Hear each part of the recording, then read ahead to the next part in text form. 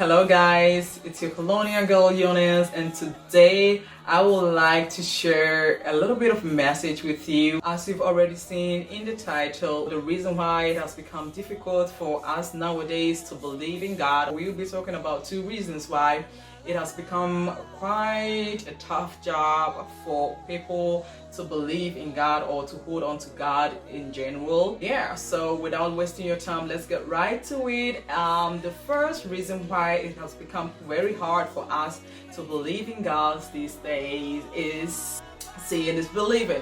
We have science telling us a lot of things about this world, a lot of things that are possible, a lot of things that are not possible.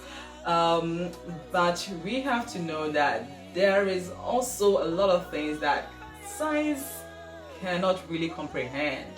And this is where God comes in. Science tells us that the world was created millions of years ago, and through the Big Bang, the earth came into existence, and the planets, and the sun, and the moon, and all the things that science can tell us or explain to us the existence of these things and how it came to being and how we human beings came to being.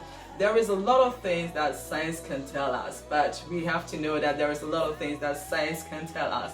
And due to these things, due to us having a lot of things at hand, that gives us the reason for things and the reason for things not being, it has become hard for us to believe in God. Because when science is telling you that we human beings, we came from monkeys and whatever, how are you supposed to believe that God created human being in his own image and breathed breath of life into us?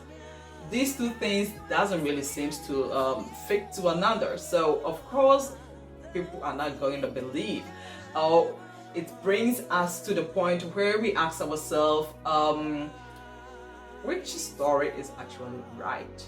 Should we believe science telling us that we all came into existence through some monkeys, or should we believe what the Bible is telling us, that God created we human in his own image? He came into existence by his will and by his love. Nowadays we choose the easiest part. You don't want to have all this complicated God stuff. You want to have this easy to understand and easy to explain stuff that science is giving us. And this is where it becomes hard, like I said, for us to believe in God. I'd like to give you an example on something that actually go against this seeing is believing stuff, and that is, for example, being in a relationship or wanting to marry someone. When you go into marriage with someone, you actually don't really know what it's going to be like in a year, in 2 days. You don't even know what's going to be like in a minute or in 2 seconds. We know nothing.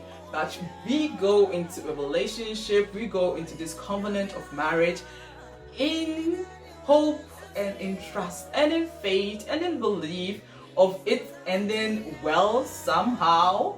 We just go into it because we want to be there, because we hope and we trust and we believe in this person being there for us, this person taking good care of us, we taking good care of that person, and we treating each other so good in a way that we are going to spend the rest of our life with this person. That is the reason why we go in a relationship or we go into marriage.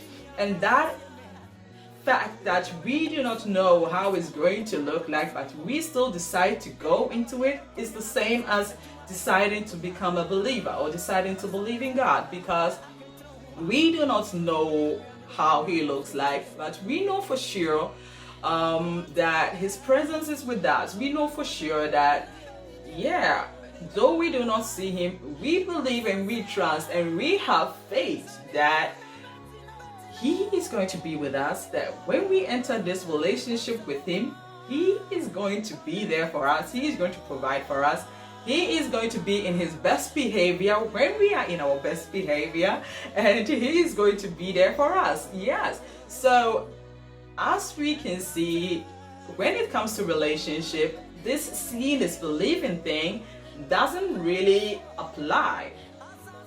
And if we see seeing is believing, when you think seeing is believing, then you aren't actually supposed to believe in a relationship or going to a marriage, because you do not know how it's going to be like.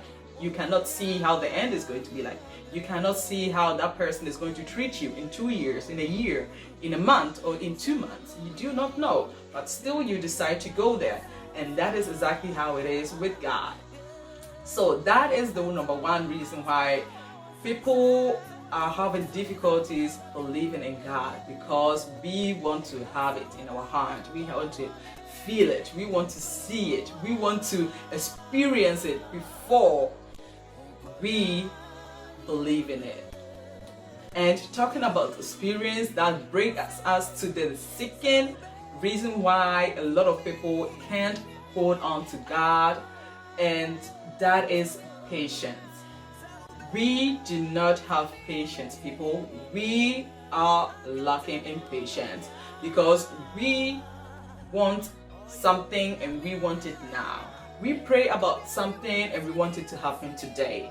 And that is something that brings a lot of people into letting God fall. They just leave it. They don't want to have anything to do with it because they don't want to be serving a God that can answer them in the moment when they need Him. And yeah, that is a point. You have a point there that God is not answering to your prayers the moment you need it and whatever. But do you actually know if that moment that you think that you need that thing is the best moment for you to have it? Are you able to go about with the thing that you are praying for when you have it? How many times I've talked to people about joining me to church or talking about God in general, and they telling me that, you know what, stop. This God that you're talking about, I've been with Him before, I've been believing in Him before, and I have been praying to Him for some time, and He wasn't answering, and so I couldn't hold on to Him anymore because I can do it. I needed something, I prayed to Him, He didn't answer. And so we are not talking church and we are not talking God. Yeah, patience is something that really brings us down when it comes to a relationship with God, because we are serving a God that knows us much more than we do ourselves. You think you need a car, but God knows for sure you do not need that car. You might need it, but not today, not tomorrow, maybe in a year time, maybe in 2 months. But you need that car, or you want that car and you want it now. And that is where we have a problem.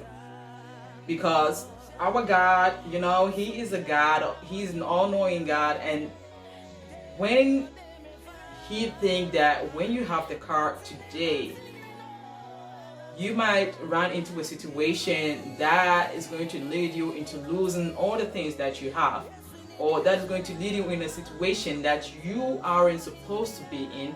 He is going to delay you having that thing just in order to help you get all you want. So how does it help you when you have your car today, but to lose your job or lose your house tomorrow or lose something else tomorrow just because of that car? And you think that doesn't make sense, but sometimes the things that we yearn for, the things that we want to have, those are the things that lead us into situations that we wouldn't find ourselves in should we have not had that thing. And that is exactly the reason why God waits on us. He is waiting for us to be ready. You are not ready yet. That is why you are not having it. So have patience. We should have patience. And the moment that we lose our cool and tell God, you know what, your time is not my time is now, and if you are not ready, then I'm leading the road, that is the time where we lose everything. These are the two reasons why we are not able to hold on to God or to believe in God, because we cannot feel Him, we cannot see Him, and what we cannot see, we cannot believe in, and we are too impatient. We do not have the patience to wait for God's time, though His time is the best, as the Bible tells us. So guys, I will plead with you to just have the faith, take the chance, take chances, try it out, and you are surely not going to be disappointed. He is going to give you abundantly. You don't know what you need. Trust in Him. He will give it to you when it's yours, and He will give you even more than what you asked for. Thank you, and see you again. Bye.